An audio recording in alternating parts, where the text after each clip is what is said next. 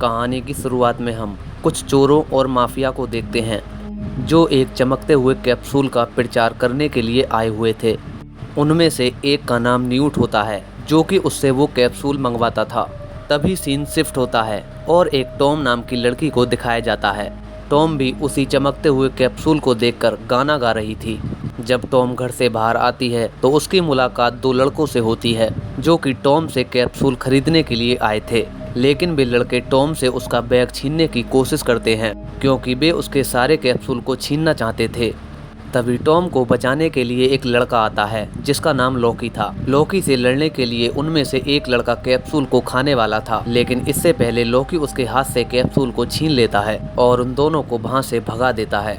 तभी बात खुलती है कि लॉकी असल में टॉम का दोस्त है और वो इन कैप्सूलों की पावर को अच्छे से जानता है। बताया जाता है कि कैप्सूल खाने से 5 मिनट तक कोई भी आदमी सुपरमैन बन जाता है। तभी लॉकी टॉम को उसके जन्मदिन पर अपनी बाइक को उसे गिफ्ट कर देता है। टॉम के पास कमाने का कोई जरिया नहीं था। इन्हीं कैप्सूलों को बेचकर वो अपनी जिंदगी को चलाती थी। तभी हम आर्ट नाम के बंदे को देखते हैं जो कि न्यूट को ढूंढने के लिए आया हुआ था। वो न्यूट का दरवाजा खटखटाता है लेकिन न्यूट दरवाजे को नहीं खोलता है। तभी आर्ट न्यूट से कहता है कि वो कैप्सूल खरीदने के लिए आया हुआ है और उसे किसी पहचान वाले ने भेजा है। न्यूट को थोड़ा शक होता है और वो कंफर्म करने के लिए फोन करने जाता है। उसके जाते ही आर्ट उसका दरवाजा तोड़ देता है और उसके घर के अंदर आ जाता है। अंदर जाकर वो न्यूट के पास जाता है और उसके पीछे से गन रख देता है। गन को देखते ही न्यूट वहां से भाग जाता है जबकि आर्ट उसका पीछा करने लगता है। वो न्यूट से न्यूट के डीलर का पता पूछता है और मारने के लिए मना करता है, लेकिन न्यूट बहुत डरा हुआ था इसलिए वो कैप्सूल खा लेता है और उसके अंदर से आग निकलने लगती है। कैप्सूल खाने के बाद उसके अंदर से पावर आ जाती है और वो आर्ट को मारने के लिए उसके पीछे पीछे दौड़ने लगता है।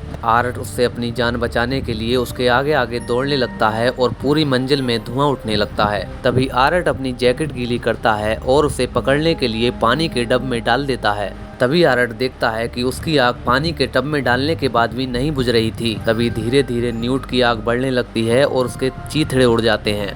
आर्ट को वहां से डीलर का पता तो नहीं चलता है, लेकिन वो न्यूट का फोन अपने पास ले आता है। तभी आर्ट न्यूट के फोन को चेक करता है और कैप्सूल लेने के लिए मैसेज भेजता है। वो मैसेज टॉम के पास पहुंचता है जिसे देख के वो हैरान रह जाती है क्योंकि न्यूट के फोन से उसे मैसेज आ रहा था जो कि उसे मिलने के लिए बुला रहा होता है। तभी टॉम न्यूट के मोबाइल पर मैसेज बैक करती है कि वो मिलने के लिए आ रही है। तभी क्लास का टीचर टॉम को फोन चलाते हुए देख लेता है और उसे वहां पर बेइज्जत करने लगता है, लेकिन टॉम उल्टी ही टीचर को बेइज्जत कर देती है और क्लास से बाहर आ जाती है। तभी हम शहर को देखते हैं जहां पर बहुत सारे पुलिस वाले खड़े थे। बताया जा रहा था कि सामने वाली बिल्डिंग में एक ऐसा आदमी है जो कि कैप्सूल का व्यापार करता है। तभी लॉकी चुपके से कैप्सूल को खाता है और उस आदमी को पकड़ने के लिए आगे बढ़ने लगता है। कैप्सूल खाने के बाद वो जैसे ही अंदर जाता है तो आदमी उसके पीछे से आ जाता है और वो लॉकी के मुंह पर अपना सूटकेस मारता है और वहां से भागने में कामयाब हो जाता है। लॉकी उसे पकड़ने के लिए पूरे शहर में उसके पीछे पीछे दौड़ने लगता है और लॉकी का साथ देने के लिए पुलिस भी उस आदमी के पीछे पीछे दौड़ने लगती है। वो आदमी भागते जा रहा था और किसी को दिखाई नहीं दे रहा था क्योंकि उसने गायब होने के कैप्सूल को खा रखा था। थोड़ी देर दौड़ने के बाद लॉकी उस आदमी को पकड़ लेता है और नीचे गिरा देता है, लेकिन वो आदमी लॉकी की बंदूक छीन लेता है और लॉकी को गोली मार देता है। लेकिन गोली के असर के कारण वो गोली लॉकी को नहीं लगती है और पिचक कर वहीं पर गिर जाती है। तभी गोली का असर खत्म होता है और लॉकी उस आदमी को पकड़ लेता है। सभी पुलिस वाले हैरान थे कि लॉकी को गोली लगी फिर भी उसे कुछ क्यों नहीं हुआ। तभी लॉकी का ऑफिसर लॉकी के पास जाता है और उससे पूछता है कि क्या तुमने उस गोली का सेवन किया था। लॉकी ऑफिसर से सच बोलता है जिससे ऑफिसर गुस्सा हो जाता है और लॉकी को उसी वक्त सस्पेंड होने के लिए कहता है, लेकिन लॉकी कहता है कि अगर वो मैंने गोली ना खाई होती तो मैं मर चुका होता। ऑफिसर को लॉकी की बात समझ में आ जाती है और ऑफिसर उसे माफ कर देता है। तभी हम आर्ट को देखते हैं जो कि टॉम का इंतजार कर रहा था। टॉम न्यूट से मिलने के लिए आती है और वहां पे आके न्यूट को ढूंढने लगती है, जिससे आर्ट को टॉम का पता चल जाता है और वो उसकी मोटरसाइकिल की हवा निकाल देता है। जब टॉम उसे खींचकर घर ले जा रही थी तब वो टॉम को किडनैप कर लेता है। वो उसे गाड़ी की डिग्गी में बंद करता है और शहर से दूर ले जाता है।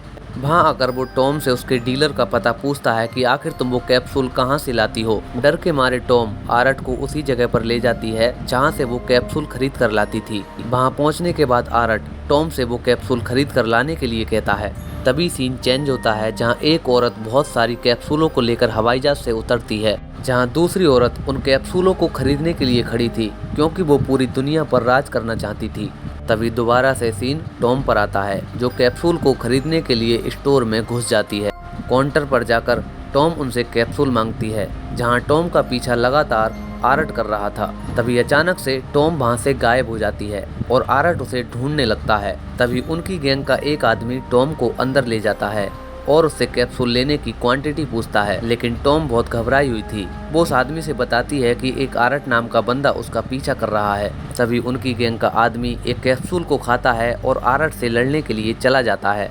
जब दोनों के बीच लड़ाई होती है तो आरट उस आदमी के गोली मार देता है, लेकिन वो आदमी भी आरट के कंधे में गोली मार देता है, जिससे आरट नीचे गिर जाता है। वहां से लड़ने के बाद वो टॉम को बचाने के लिए उनके ट्रक में चढ़ जाता है। ट्रक में जाने के बाद उसे वहां कुछ कैमरे चलते हुए दिखते हैं, जिससे वो उनकी सारी सच्चाई को पता लगा लेता है कि कैसे वे उन कैप्सूलों की मदद से आदमियों को एक्सपेरिमेंट का शिकार बना रहे हैं। वो कोई एनर्जी के कैप्सूल नहीं, बल्कि आदमियों पर उसका प्रयोग कर रहे थे।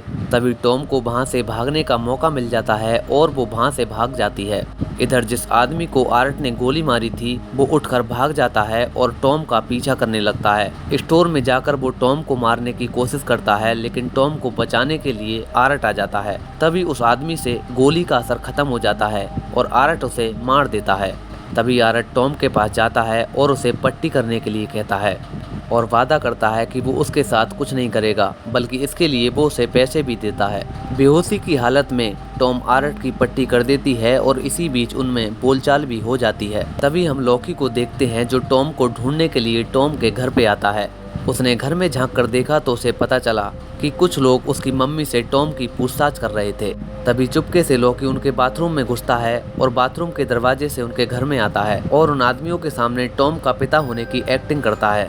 उनके चले जाने के बाद वो टॉम की माँ को बताता है कि टॉम का एक दोस्त है। जब वो लोग जा रहे होते हैं तो लॉकी उनकी गाड़ी के पीछे भागता है और उनकी गाड़ी पर कुछ चिपका देता है। दूसरी तरफ टॉम और आरट के बीच अच्छी बोलचाल हो जाती है और दोनों के बीच दोस्ती होने लगती है।